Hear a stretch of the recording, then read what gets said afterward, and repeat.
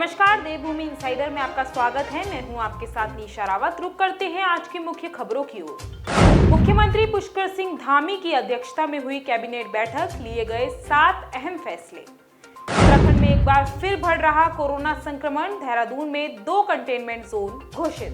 उत्तराखंड में फिर महंगी हो सकती है बिजली, उत्तराखंड पावर कॉर्पोरेशन लिमिटेड ने दूसरी बार टैरिफ बनाने का दिया प्रस्ताव। उत्तराखंड में चेन स्नैचिंग के बढ़ते मामले, देहरादून में चेन स्नैचर की हुई जमकर धुनाई। रुड़की के विनय विशाल अस्पताल में मरीज की मौत के बाद हुआ हंगामा, डॉक्टरों ने मांगी माफी। अब खबरें विस्तार से। मुख्यमंत्री पुष्कर सिंह धामी की अध्यक्षता में आज यानी गुरुवार को कैबिनेट बैठक हुई, जिसमें 7 अहम फैसलों पर मोहर लगी। कैबिनेट ने हरिद्वार पंचायत चुनाव को लेकर रिटायर्ड जज द्वारा सरकार को रिपोर्ट देने का फैसले के साथ ही अंत्योदय राशन कार्ड पर हर साल 3 सिलेंडर फ्री दिए जाने का अहम फैसला लिया। इसके साथ ही सरकार गन्ने पर शासकीय गारंटी और केदारनाथ धाम में पुनर्निर्माण व 1 मंजिल भवन को 2 मंजिला बनाए जाने को लेकर फैसला भी कैबिनेट बैठक में लिया गया है।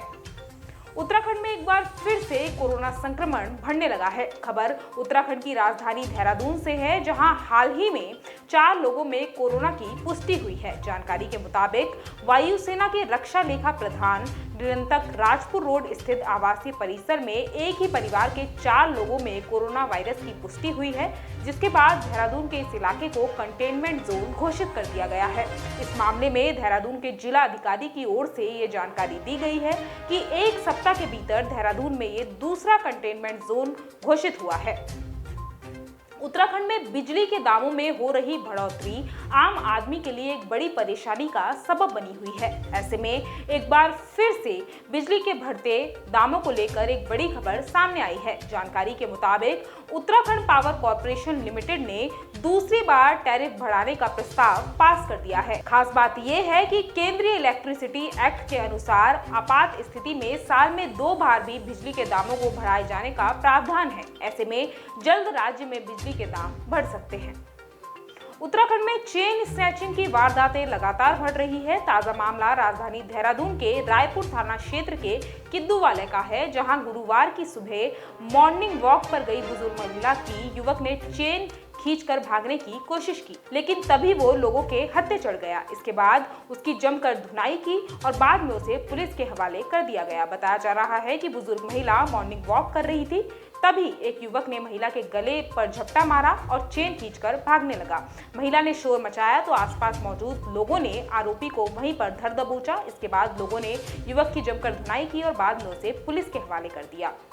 रुड़की के विनय विशाल अस्पताल में बुधवार की रात उस समय हंगामा खड़ा हो गया जब उपचार के दौरान एक मरीज की मौत हो गई। बताया जा रहा है कि मरीज की मौत की खबर लगने पर परिजनों ने अस्पताल में जमकर हंगामा किया। परिजनों ने डॉक्टर पर इलाज में लापरवाही का आरोप लगाया। शोर शराबा सुनकर अस्पताल में ग्रामीण की भीड़ इकट्ठी हो गई। हंगामा इतना बढ़ गया कि मौके पर पुलिस बुलानी पड़ी। मामला बढ़ता देख अस्पताल के डॉक्टरों ने मरीज के परिजनों से माफी मांगी, साथ ही इलाज में आया खर्च परिजनों को वापस दिया, जिसके बाद परिजन शव को लेकर चले गए। राजधानी देहरादून में आज राज्य सरकार ने शराब की दुकानें नहीं खुलवा पाने वाले अधिकारियों का वेतन रोक दिया है। जानकारी के मुताबिक राज्य सरकार ने मौजूदा वित्त वर्ष में शराब और बियर की दुकानों ना खुलवा पाने को लेकर ये अहम फैसला लिया है, जिसके तहत 5 जिलों के आबकारी अधिकारियों का वेतन रोकने के आदेश जारी किए गए हैं और साथ ही 3 दिन के भीतर स्पष्टीकरण देने के निर्देश भी दिए गए हैं। बता दें कि आबकारी सचिव एससी सेमवाल की ओर से आदेश जारी किए गए हैं। उत्तराखंड में मॉनसून शुरू नहीं हुआ है, लेकिन पहाड़ों और सड़कों की बिगड़ती हालत दिखने लगी है। दरअसल रुद्रप्रयाग जिले से पहाड़ों और सड़कों की खस्ता हालत की तस्वीरें सामने आ रही हैं। बताते चले कि यहाँ चौपता उखीमठ कुंड मोटर मार्ग पर संसारी के पास पूरी सड़क धंस गई है।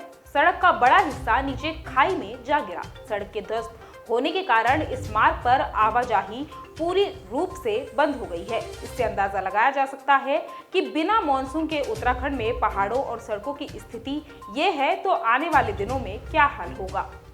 मुख्यमंत्री पुष्कर सिंह धामी ने हाल ही में चंपावत विधानसभा उपचुनाव के लिए नामांकन पत्र दाखिल किया था। खास बात यह है कि नामांकन पत्र के हलफनामे में ये बात सामने आई थी कि मुख्यमंत्री पुष्कर सिंह धामी के पास एक राइफल समेत 2 करोड़ रुपए की संपत्ति है। इसके अलावा उन पर 47 लाख रुपए से अधिक का कर्ज भी है। हालांकि उन्होंने अपने हलफनामे में साफ किया है कि उन्होंने कभी भी इस राइफल का इस्तेमाल नहीं किया है। ध्यान देने वाली बात यह है कि मुख्यमंत्री पुष्कर सिंह धामी के पास जो राइफल है वो राजनीतिक गलियारों में चर्चा का विषय बनी हुई है।